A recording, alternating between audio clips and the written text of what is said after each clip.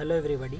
आज का वीडियो मैं एक स्कीम के बारे में सोच रहा था। मेरे को एक ख्यालात दिल में आ रहे, मैं शेयर करना चाह रहा हूँ आप लोगों से। एक स्कीम है जो हम पढ़ते आ रहे स्कूल टाइम से, बेटी बचाओ बेटी पढ़ाओ। बेटी को बचाएं और फिर पढ़ाएं, पढ़ाने के बाद उसे डॉक्टर बनाएं। जब वो नाइट शिफ्ट ड्यूटी करने के लिए जाती है तो उसे दरिंदों के हवाले कर दें। पता है ना मैं किस केस के बारे में बात कर रहा हूँ?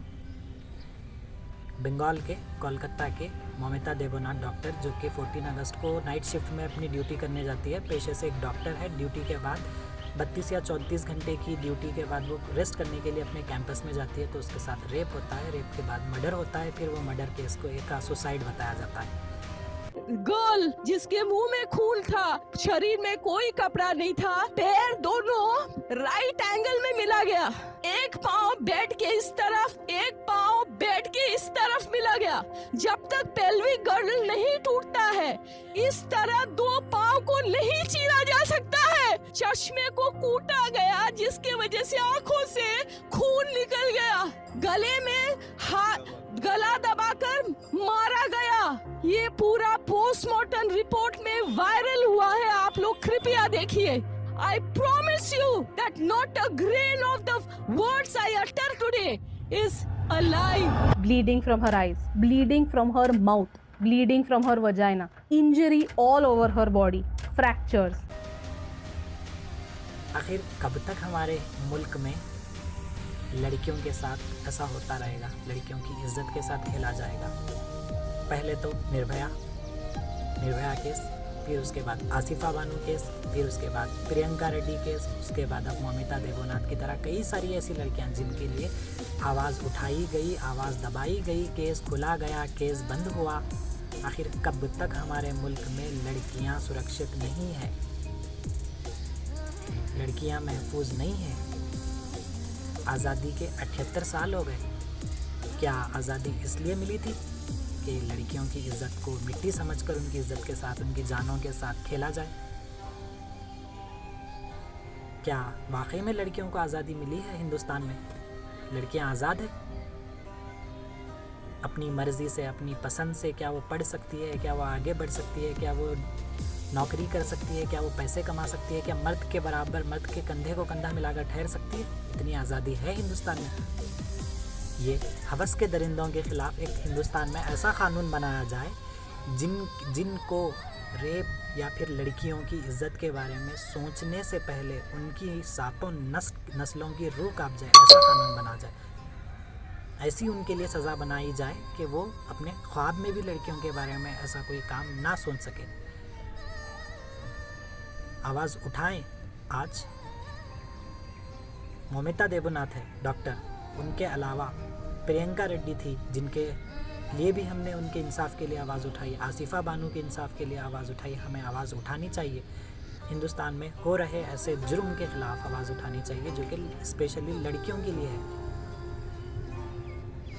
कब तक, आखिर कब हमारी बहनें सेफ हैं हमारे मुल्क में?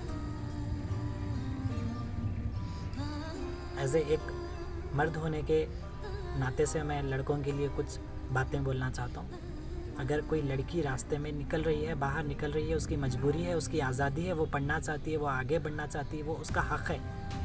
हम उसे वो नज़र से देखें जो हम अपनी बहन को देखते हैं, जो हम अपनी बीवी को देखते हैं, जो हम अपनी माँ को देखते हैं, वो नज़र से देखें।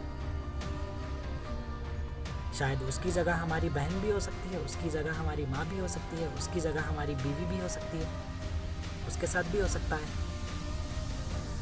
अपनी नज़र को, अपनी सोच को साफ़ रखें, लड़कियों के लिए साफ़ रखें, पॉजिटिव रहें। अगर कोई नाइंसाफ़ी हो रही है, अगर कोई जुर्म हो रहा है, अपनी बहन समझकर, भारत की बेटी समझकर उसके लिए आवाज़ उठाएं। और ये जो रेप करने वाले दरिंदे हैं, जिनको पॉलिटिक्स सपोर्ट मिल रहा है या फिर कुछ भी जो भी दिखाया जा रहा है, उनको कड़ी से कड़ी सज़ा मिलनी चाहिए, कड़ी से कड़ी सज़ा। तो एक मेडिकल स्टूडेंट हूँ, समझ सकता हूँ उनकी फैमिली ने कितना स्ट्रगल करके, कितने सारे सेक्रीफाइसेस करके उन्हें पढ़ाया होगा, उन्हें आगे बढ़ाया होगा। समझ सकता हूँ मैं। आज उन्होंने अपनी लड़की को खो दिया, एक जान उनके हाथों से चली गई, उनका एक सहारा चला गया। तो मैं उनकी फैमिली के हक़ में दुआ कर सकता हूँ, उनकी फैमिली को हिम्मत अफजाई कर सकता हूँ, सब्र करने का एक हौसला दे सकता हूँ। उसके अलावा मैं हमारे हिंदुस्तान की गवर्नमेंट से, हिंदुस्तान की आवाम से अपील करता हूँ कि जो रेपिस्ट है उनको कड़ी से कड़ी सज़ा मिलनी चाहिए, कड़ी से कड़ी सज़ा मिलनी चाहिए, इंसाफ होना चाहिए। ममिता देवनाथ के केस में इंसाफ मिलना चाहिए। कई सारी ऐसी प्रोटेस्ट रैलियाँ निकल रही है, कई सारे लोग आवाज़ उठा रहे हैं, बिल्कुल, क्योंकि वो एक भारत की बेटी है, हमारा फ़र्ज़ है उनके ख़िलाफ़ आवाज़ उठाएं। तो ये वीडियो, इस पे मेरे को ना व्यूज़ होना, ना लाइक होना, ना कमेंट्स होना, बस अंदर के जज्बे को, इंसानियत के नाते अपने धर्म को, मज़हब को, अपनी देशभक्ति को मरने मत दो। जब कभी गलत हो रहा है आवाज़ उठाओ। आवाज़ उठाने से ही ज़माना बदलता है, आवाज़ उठाने से ही गवर्नमेंट बदलती है, आवाज़ उठाने से ही इंसाफ मिलता है, आवाज़ उठाने से ही अपनी मौजूदगी का इजहार होता है। जय हिंद, जय भारत।